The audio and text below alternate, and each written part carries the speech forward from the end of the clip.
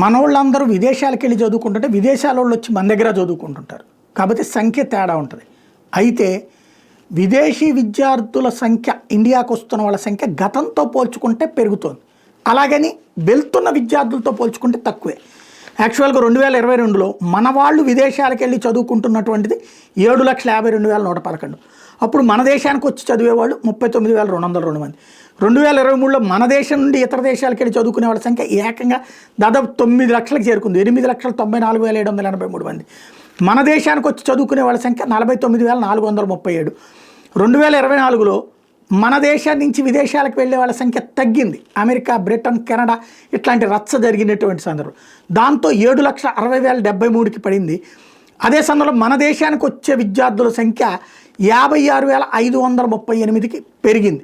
అంటే సంఖ్య మన దేశానికి వస్తున్న విదేశీ విద్యార్థుల సంఖ్య పెరుగుతోంది, మన దేశం నుండి విదేశాలకు వెళ్ళే వాళ్ళ సంఖ్య తగ్గుతుంది. కానీ దానికి అస్తం శశాంకం తేడా అవుతుంది. అయితే విదేశాలకు వెళ్తున్న విద్యార్థులు చెప్పాలి నిజంగా చదువుకోవడానికి వెళ్తున్నారా, లేకపోతే ఏదైతే డిగ్నిటీ ఆఫ్ లేబర్ ఇక్కడ పిజ్జాలు అమ్ముకుంటేనో లేకపోతే కనుక స్విగ్గీ లాంటి వాటిట్లో పనిచేస్తేనో చులకనగా చూస్తారు. అదే విదేశాల్లోకి వెళ్తే విదేశీ చదువు అన్నటువంటి పేరు ఉంటుంది, ప్లస్ ఎక్కువ డబ్బులు సంపాదన ఉంటుంది, ప్లస్ ఇట్లాంటి వాటికి అక్కడ గౌరవం ఉంటుంది అన్న ఉద్దేశంతో వెళ్తున్నారా, నిజంగా చదువుకోవడానికి వెళ్తున్నారా, లేకపోతే ఈ ఉద్దేశంతో వెళ్తున్నారా?